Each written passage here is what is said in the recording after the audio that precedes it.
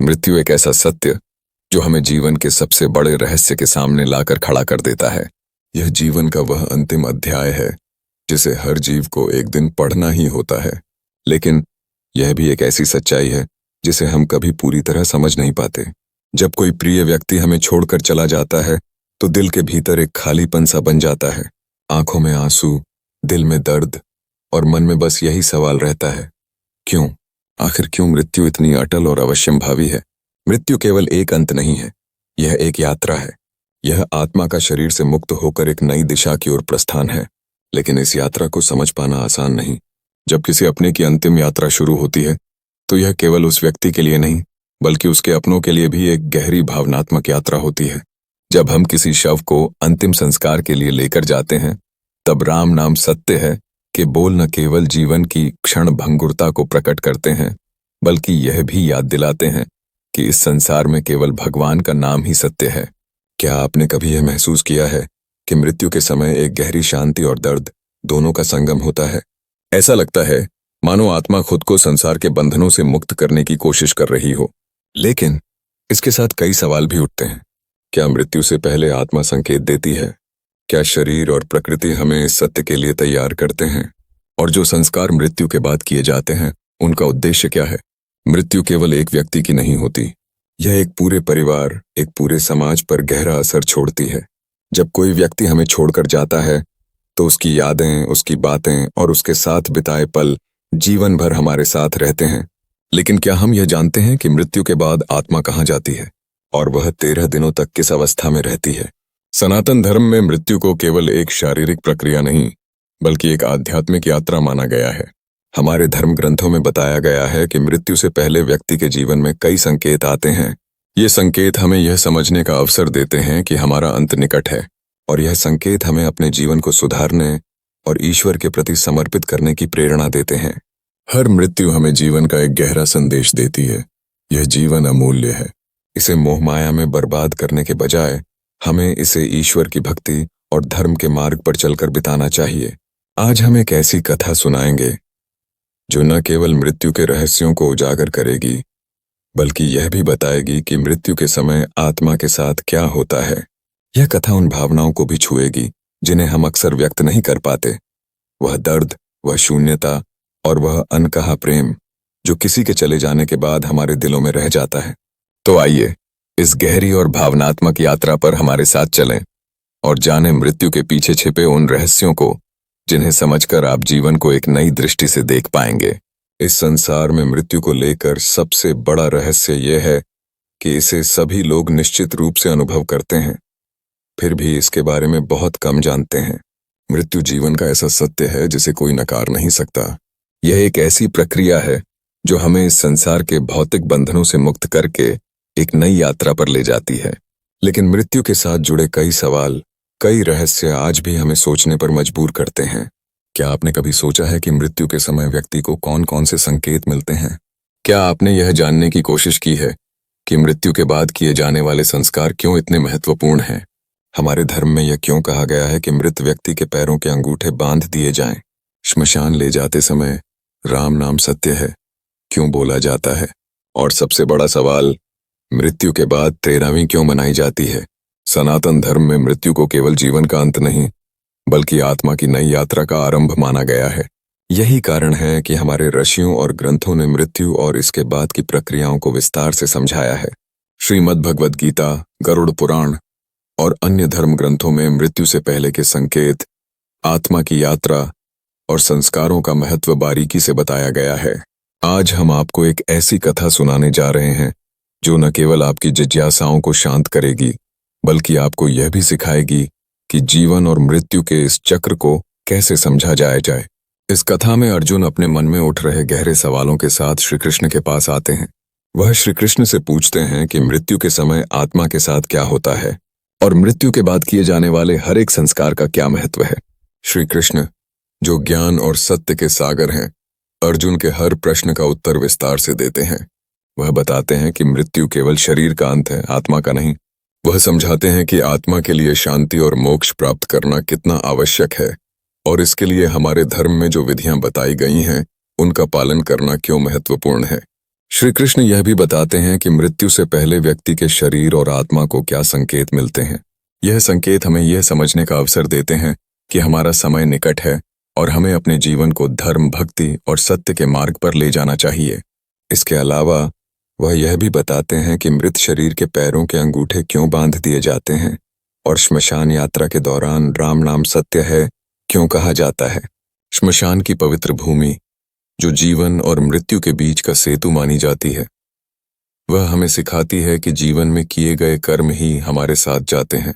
श्री कृष्ण यह भी समझाते हैं कि पिंडदान और तर्पण जैसे संस्कार क्यों आत्मा की शांति के लिए आवश्यक हैं, और अंत में वह बताते हैं कि मृत्यु के बाद 13वीं क्यों मनाई जाती है और इसका आत्मा की यात्रा से क्या संबंध है। यह कथा आपको केवल मृत्यु के रहस्यों को समझने का अवसर नहीं देगी, बल्कि जीवन के महत्व को भी स्पष्ट करेगी। यह बताएगी कि हमें जीवन के हर पल को ईश्वर की भक्ति और सत्य के मार्ग पर चलकर बिताना चाहिए, ताकि मृत्यु के समय हमारी आत्मा शांतिपूर्ण और शुभ यात्रा कर सके। हमारा यह प्रयास है कि हम सनातन धर्म की गहराई को आप तक पहुंचाएं और आपको मृत्यु जैसे गूढ़ विषयों के बारे में सटीक और प्रामाणिक जानकारी दें। तो आइए, श्री कृष्ण और अर्जुन के इस दिव्य संवाद के माध्यम से हम मृत्यु, आत्मा और संस्कारों के इस अद्भुत रहस्य को समझने की कोशिश करें।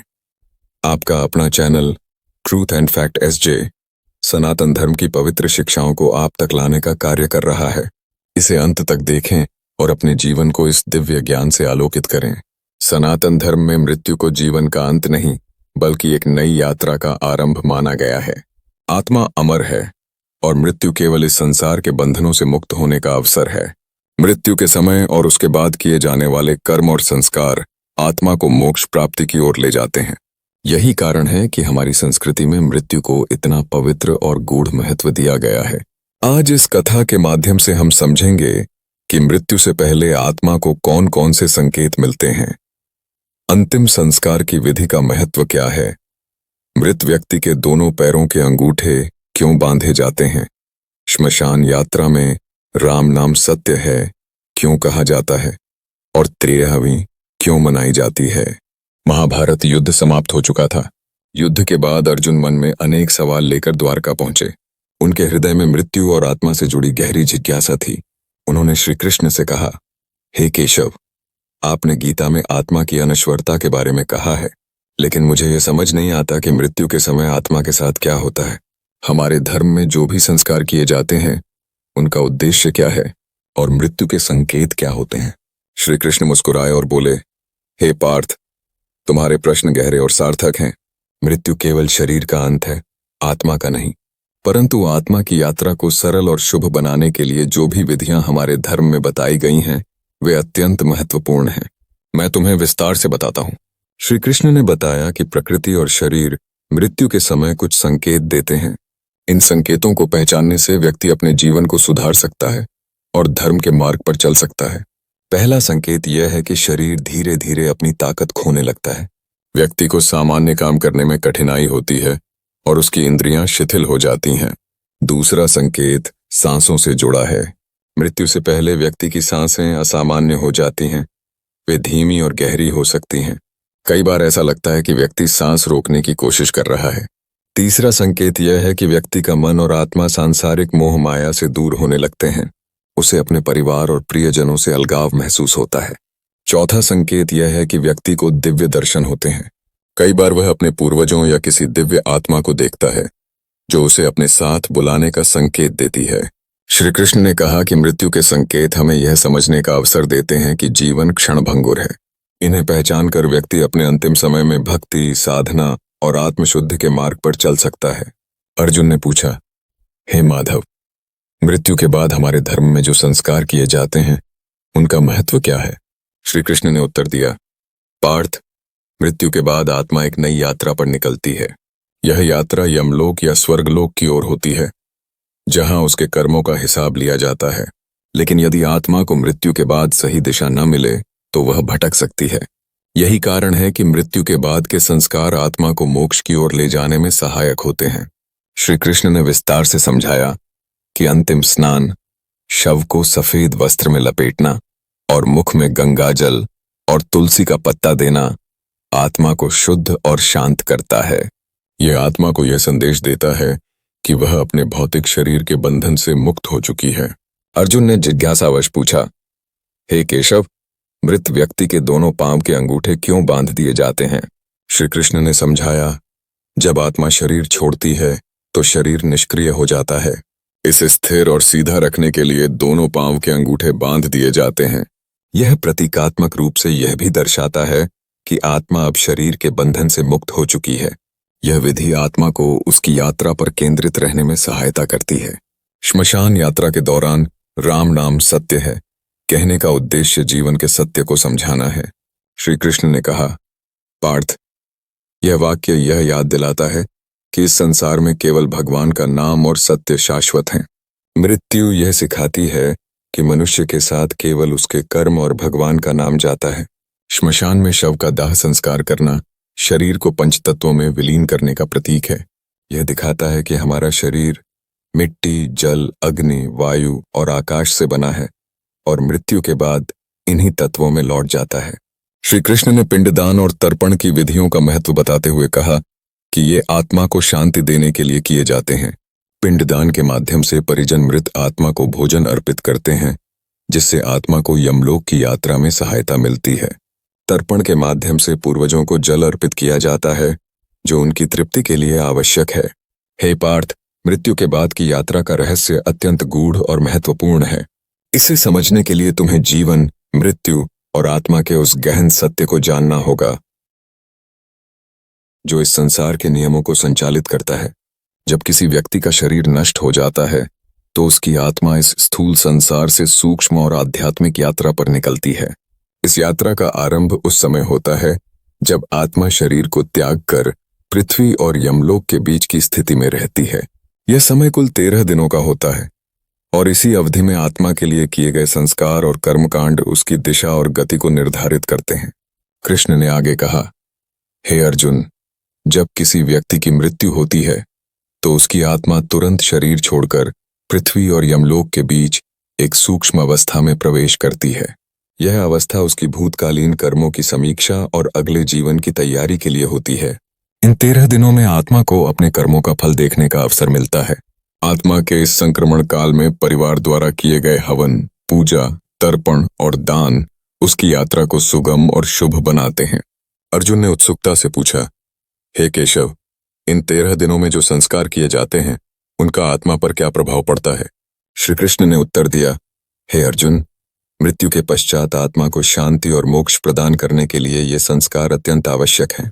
हे पार्थ, 13वीं के दिन परिवार के लोग गरीबों को भोजन, वस्त्र और धन दान करते हैं। यह दान आत्मा के शुभ कर्मों को बढ़ाता है और उसे अगले जन्म में सुखद परिस्थितियों में जन्म लेने में सहायता करता है। 13वीं के दिन भंडारा आयोजित किया जाता है, जिसमें परिवार, मित्र और समाज के लोग एकत्रित होते हैं। यह केवल मृत आत्मा की शांति के लिए नहीं, बल्कि समाज को यह संदेश देने के लिए भी है कि जीवन क्षणभंगुर है और हमें इसे धर्म, सत्य और सद्कर्मों के मार्ग पर चलते हुए बिताना चाहिए। अर्जुन ने फिर पूछा, हे माधव, 13 दिनों के बाद आत्मा कहाँ जाती है और 13वीं के दिन किए गए कर्मकांड आत्मा को कैसे प्रभावित करते हैं? कृष्ण ने कहा, हे अर्जुन, 13 दिनों के बाद आत्मा अपने कर्मों के आधार पर यमलोक की यात्रा करती है। यह यात्रा कठिन भी हो सकती है और सरल भी। यह सब उस व्यक्ति के भूतकालीन कर्मों पर निर्भर करता है। यदि आत्मा ने जीवन में धर्म का पालन किया है, सत्य के मार्ग पर चली है और सत्कर्म किए हैं तो उसकी यात्रा सुगम हो जाती है। लेकिन यदि उसने पाप किए हैं तो उसे यमलोक की कठिनाइयों का सामना करना पड़ता है। 13वीं के दिन किए गए हवन, पूजा और दान आत्मा को शुद्ध करते हैं और उसके दोषों को कम करते हैं। यह आत्मा के पुनर्जन्म या मोक्ष प्राप्त करने की प्रक्रिया को सरल बनाता है। हे पार्थ, 13वीं केवल आत्मा के लिए ही नहीं, बल्कि परिजनों और समाज के लिए भी एक महत्वपूर्ण दिन है। यह वह समय है जब परिवार और समाज के लोग एकत्र होकर मृत व्यक्ति के जीवन का स्मरण करते हैं।